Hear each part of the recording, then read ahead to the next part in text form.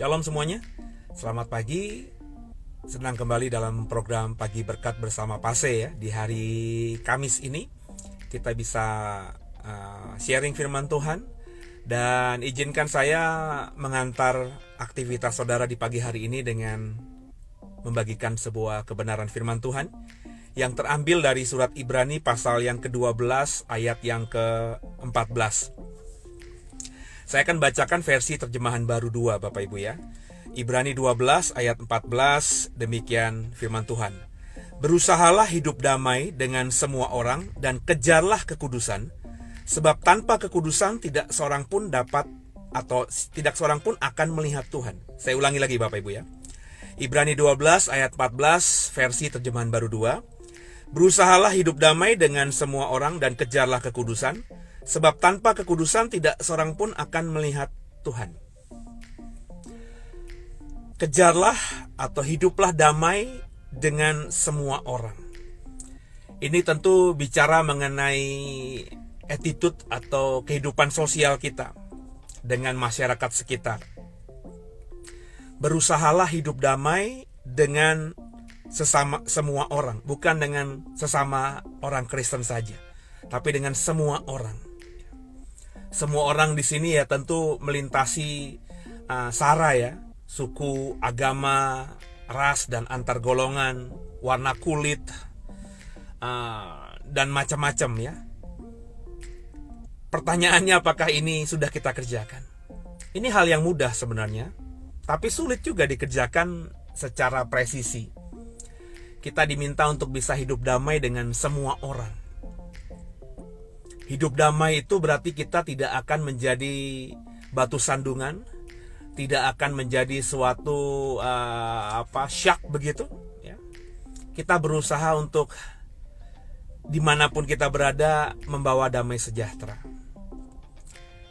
Dalam pengalaman saya pribadi Bapak Ibu, ketika kita bukan siapa-siapa, mungkin kita lebih bisa fleksibel, beradaptasi untuk menjadi orang yang membawa damai.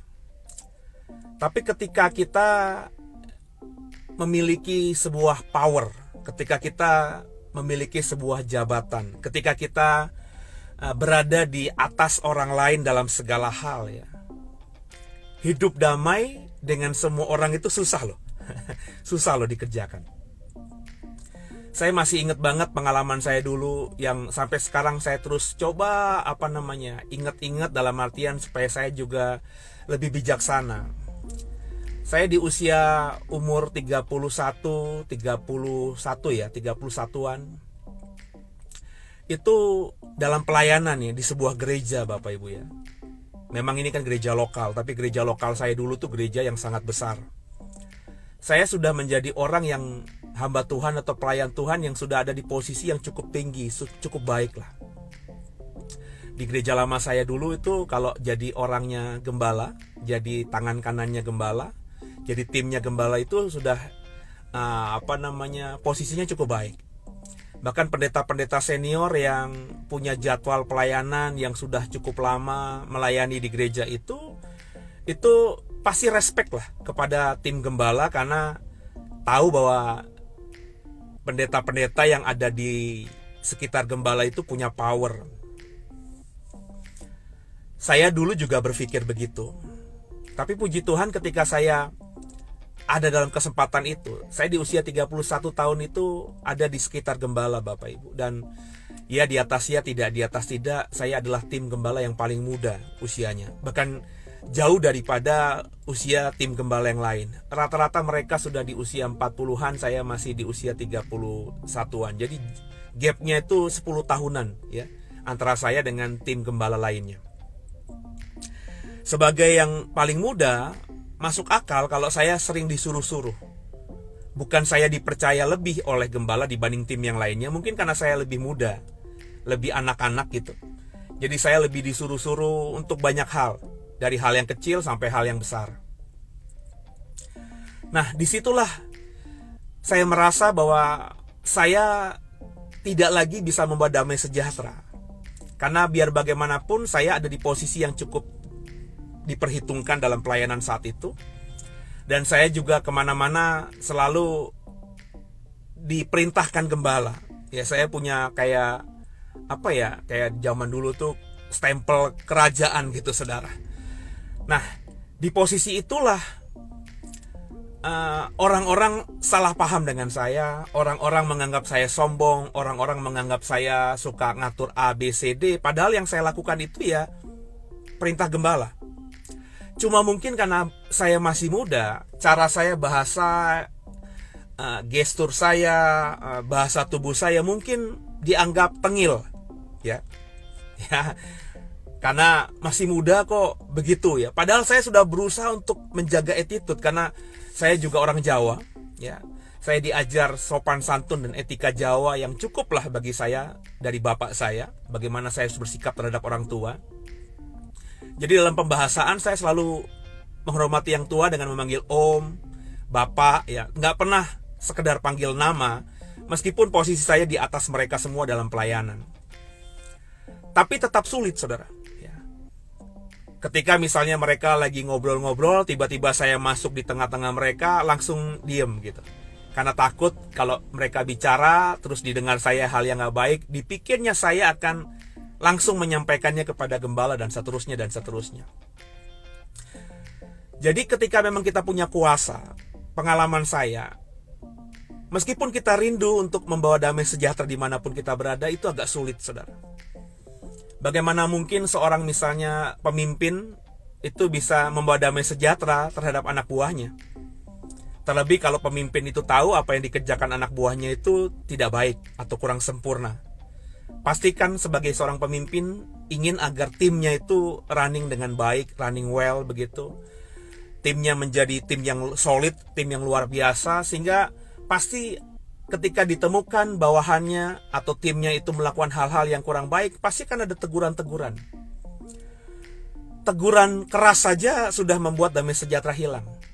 Tapi saya percaya juga ditegur dengan damai sejahtera sekalipun, ditegur dengan manis sekalipun, kalau memang orang yang ditegur itu hatinya tidak lempeng, maka tentu teguran yang baik hati, teguran dengan bahasa yang baik itu juga akan menyinggung. Ini yang saya bilang tadi, Bapak Ibu, kalau boleh jujur, damai sejahtera, membawa damai sejahtera, hidup dengan damai sejahtera dengan semua orang itu agak sulit ketika kita ada di posisi di atas orang lain. Bagaimana sikap kita? Yang penting kita tulus. Makanya kalimat berikutnya dalam Ibrani 12 ayat 14 tadi, bukan saja berusahalah hidup damai dengan semua orang, tapi dikatakan kemudian kejarlah kekudusan. Kejarlah kekudusan itu bukan cuma maafkan saya, tidak berdosa, ya. Kejarlah kekudusan itu bukan semata tidak jinah, tidak cabul. Tapi bagi saya, dalam pengalaman hidup saya sebagai seorang percaya, mengejar kekudusan itu artinya menghormati Tuhan yang kita sembah. Bukan saja melakukan dosa ya, tapi dalam banyak hal kita menghormati Tuhan yang kita sembah. Sebab saya sudah mengimani bahwa saya adalah gambar dan rupa Tuhan. Saya ini adalah ciptaan Tuhan yang Tuhan perintahkan untuk memenuhi bumi. Agar apa? Agar bumi ini mengenal Tuhan. Bumi ini bisa melihat Tuhan dan percaya bahwa Tuhan yang menciptakan segala-galanya, karena seluruh makhluk melihat kita. Itu yang saya katakan, kita ini gambar dan rupa Allah. Maka attitude kita, cara bahasa kita, gestur tubuh kita, itu harus menghormati Tuhan. Nah, kalau ukurannya sudah ini, Bapak Ibu sudah berusaha bersikap, Bapak Ibu sudah berusaha untuk berkata-kata, berkomunikasi dengan menghormati dirimu sebagai hamba Tuhan, dan menghormati kekudusan Tuhan dengan cara hidup, berusaha untuk tidak sekedar berdosa, tapi juga menghormati Tuhan, ya. Ekspresi hidup kita tuh menghormati Tuhan. Maka kalau ada orang lain masih salah paham dengan kita, ya bukan salah kita dong. Ya, berarti orang itu aja yang kurang bersih hatinya. Jadi dua hal ini yang harus kita lakukan, Bapak Ibu. Kita harus berusaha hidup damai dengan semua orang. Ingat, ketika kita ada di atas, ada orang-orang mulai ada di bawah under otoritas kita, maka sebenarnya membawa damai sejahtera bagi mereka itu susah. Nah, karena susah, supaya kita tetap objektif, tidak subjektif, tidak memperlakukan A yang kita anggap baik jadi anak emas kita, dan B yang kurang baik menjadi musuh dalam selimut kita harus objektif. Objektifnya gimana? Kita harus menghormati kekudusan Tuhan. Sebab Alkitab tadi katakan tanpa kekudusan tidak seorang pun bisa melihat Allah. Maka kita harus menghormati kekudusan Tuhan. Dengan cara di sepanjang hidup ini, ya kita berusaha agar apa yang kita lakukan itu tidak mencemarkan nama Tuhan yang kita sembah. Yesus dalam hal ini. Makanya saya suka dengan lagu Ku Mau Sepertimu Yesus. Itu bukan saja mencerminkan kita sebagai seorang Kristen, tapi bagaimana kita mau hidup menguduskan diri kita. Ya. Menjadi seperti Kristus itu bukan sesuatu yang abu-abu. Sebab Yesus bisa kita baca di Alkitab bagaimana dia bersikap, bagaimana dia hidup menyenangkan hati Bapa. Dan kita punya ukuran sekarang ini, yakni Yesus Kristus. Maka di hari Kamis ini saya berdoa sungguh agar Bapak Ibu Saudara memulai hidup dengan mau berkomitmen untuk berusaha menjadi pembawa damai, berusaha untuk hidup damai dengan semua orang. Tapi meskipun kita sudah lakukan, pasti ada saja satu dua yang tidak bisa mendapatkan damai sejahtera ketika kita ada bersama dengan mereka. Maka untuk itu, supaya tidak subjektif, ukuran kita harus objektif, yakni firman Tuhan. Yakni selain kita berusaha untuk membawa damai sejahtera bagi banyak orang, kita juga harus menghormati kekudusan Tuhan. Hiduplah kudus. Dengan kita hidup kudus, kita menghormati kekudusan Tuhan, maka kita pasti punya patron, punya pattern, punya tolak ukur, punya batu penjuru, ya. Dan kalau kita sudah lakukan itu, ya kalau ada orang yang gak suka sama kita, itu bukan lagi susah kita, atau bukan lagi menjadi masalah bagi kita. Ya mungkin saja orang itu yang bermasalah dalam dirinya sendiri, ya. Orang itu yang belum beres dengan dirinya sendiri. Yang penting kita melakukan apa yang kita sudah tahu, yakni menjaga hidup kita kudus di hadapan Tuhan. Semoga hari Kamis ini Bapak Ibu bisa dimanapun kau beraktivitas membawa damai. Dan juga kemanapun kau melangkah, kau mencerminkan kekudusan Tuhan. Maksud saya lebih tepatnya, kau menghormati kekudusan Tuhan. Karena dirimu sudah ditebus dengan bukan emas perak, tapi dengan darah yang mahal, yakni darah Yesus Kristus yang sudah tercurah di atas kayu salib buat kita. Jadi selamat beraktivitas, berusahalah membawa shalom, damai sejahtera di sekitarmu, dan cobalah senantiasa hidup menghormati kekudusan Tuhan. Sebelum saya akhiri, izinkan saya berdoa buat saudara. Bapak yang baik, terima kasih buat segala kebaikan Tuhan atas kami. Tolong kami hari ini Bapak, agar hari ini kami dimanapun kami berada, Tuhan izinkan kami melangkah, kami bisa membawa damai sejahtera, dan terlebih lagi kami bisa hidup menghormati kekudusan Tuhan.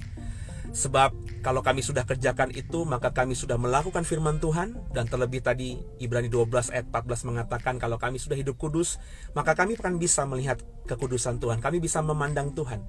Sebab tanpa kekudusan tidak ada seorang pun bisa melihat Tuhan, katanya.